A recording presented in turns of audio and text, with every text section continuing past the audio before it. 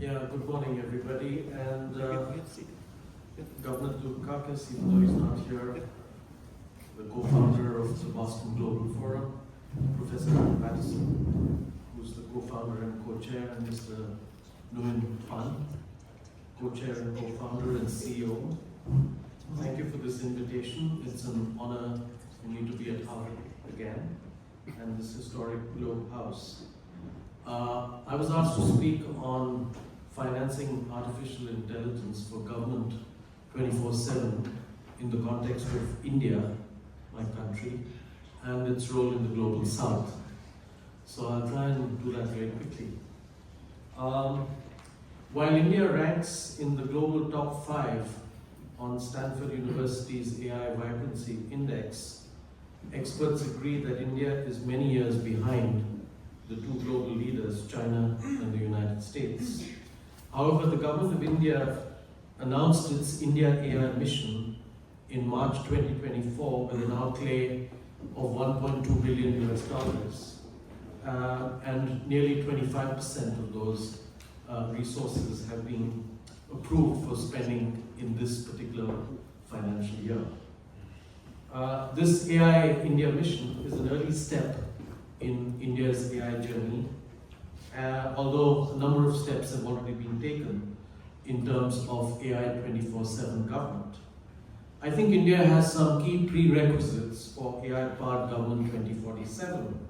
Notable amongst these are its well-established and recognized digital public infrastructure, known as DPI, prominent amongst which are the UPI, a real-time payment system, and the Aadhaar card, which is a national biometric identity system.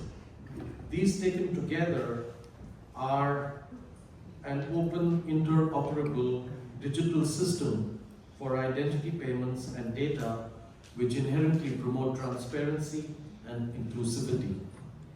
By placing essential services on digital platforms, these are made accessible to all. And as a result, DPI in particular enables service delivery in a transparent and accountable manner. In an aggregate sense, the scale in India is huge by any global standard. India's Aadhaar covers 1.3 billion people.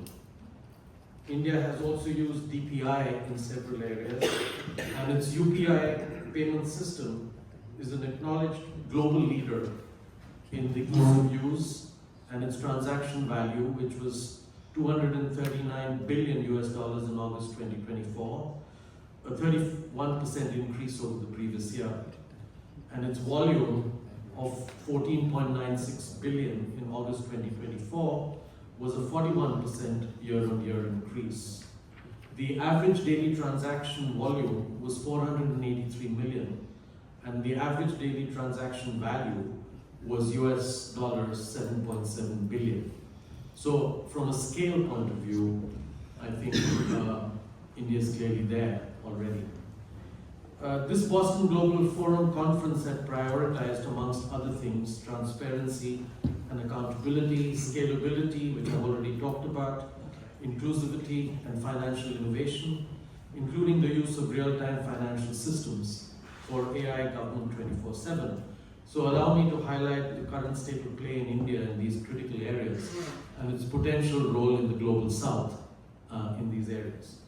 On transparency and accountability, good Indian examples include the direct benefit transfers, which are a real-time dashboard and faceless service that minimizes corruption and increases traceability. Services like Aadhaar, the UPI, and DigiLocker also provide audit trails that ensure accountability. In the area of disintermediated technology for AI governance, which cuts out middlemen and touts, India is doing a lot of work. This helps increase fairness, trust, efficiency, and equity, in addition to reducing rent-seeking behavior, leakages, and corruption by eliminating middlemen. It does this by offering direct, online, faceless, 24/7 government services to the public. Prominent tested examples in India include the DBT, tax filings, passport services, and online transport services. By digitizing payments, India is estimated to have saved over 27 billion US dollars in several schemes due to the removal of duplicate or fake beneficiaries and bribery opportunities. In the area of skilling and reskilling, this is a huge area requiring attention, including digital literacy for citizens, reskilling government employees for e-governance and AI, cloud and cybersecurity training. Significant skilling and capacity gaps continue to exist, however. A particular high-risk area in India, which has already been mentioned more generally, and Japan seems to have done a lot of work, is in the area for both government and citizens is from cyber attackers because of the inadequacy of effective cybersecurity, which becomes more and more crucial as services leverage authenticated identity.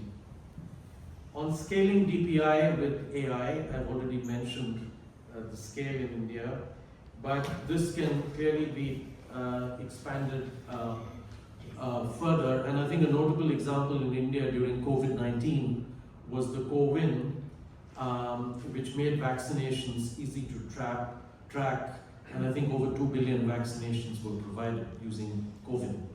And I personally took them as well, so I know how well they worked. Driving the AI 27 governance agenda requires key institutions, and certainly in the global south, I think coordination in the case of India by the Prime Minister's office is crucial. You can't just delegate it to one or some other ministry. And a 24/7 services have to be created to coordinate interministerial and, in a federal system like India, center-state implementation. You also require judicial and legislative support, which will be necessary for policy and legal frameworks. Effective data utilization is a huge area, and while the corporate sector has been using AI effectively to study and use large data pools, a lot more needs to be done by the government, particularly on cybercrime and cyber breaches, which need to be addressed as a matter of priority. On urban and rural infrastructure, readiness and financing, this is a critical area in the global south. And India's aggressive investment in rural connectivity, with 95% of villages now covered, and having about the cheapest mobile data rates globally, I think stand out. Public-private partnerships for financing will be needed to include government funding to ensure universal access and private investment to innovate and maintain advanced services. There are a number of overall challenges in a country like India, which is very diverse, which is huge, which has a federal system, and where user interface remains a major problem, particularly affecting migrant populations, and I'm talking about domestic migrant populations, which are estimated at over a quarter of India's 1.4 billion population. So while digitization and AI can help, they cannot fill in for missing services or investment. And I think a cautionary note is also in order from a good governance and human rights perspective, because AI government 24/7 can be a double-edged sword, since it gives the central government enormous power, control and oversight over citizen data and activities. And I think this becomes a big challenge in a lot of the global south. I want to say a few words about India's potential niche in the global south. Despite some limitations, I think most experts will agree that India has demonstrated adequate scale, credibility, and potential in the digital area for it to play a leadership role on AI government 24/7 in the global south. And I think this was the main reason for why Indian Prime Minister was asked to co-chair the recent February 2025 Paris AI Action Summit with President Macron. India has also showcased its DPI during the country's G20 presidency in 2023, where it secured support for a One Future Alliance, a proposed mechanism for G20 members and institutions to pool funds to sponsor DPI deployments in developing countries in the global south. India has advocated for digital sovereignty and tech neutrality at the United Nations and has expressed serious concern about its strategic autonomy being violated by dependence on foreign services and platforms that could be subject to sovereign action. Of course, the US sanctions that cut off payments systems, SWIFT, Visa, MasterCard, Amex, to Russia after its illegal invasion of Ukraine are a case in point. As a result of these concerns, India has advocated for a federated open source model in global forums, and these include its modular open source identity platform called MOSIP, which has now been adopted by 26 countries in the global south. Open standards, data localization, national clouds, and initiatives like India's MOSIP offers countries modular and open source technology, and I think strategic autonomy in this area is obviously a special concern for an AI digitally powered 24/7 government, and sovereign control of digital platforms through sovereign clouds is one way forward. It's a solution suggested by big tech, but I think a lot has to be done. Let me end just by saying that financing AI government 24/7 in the global south has to come from national budgets, multilateral agencies, PPPs, and philanthropy.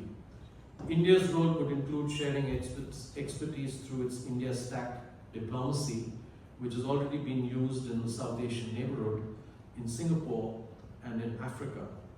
And South-South cooperation bonds, PPPs for telecom infrastructure, big tech, digital inclusion, and crowdfunding are all needed to structure partnerships to guarantee public affordability and open access. And I think the bigger finance question is the same as the finance question for e-governance.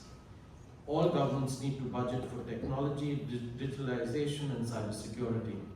Multilateral and development agencies can play a role in financing these for global south countries, struggling to do so themselves, especially to influence quicker adoption in the same manner that the United Nations and multilateral development banks are supporting of financing renewable energy and green power projects in many developing countries. I thank you. Thank you.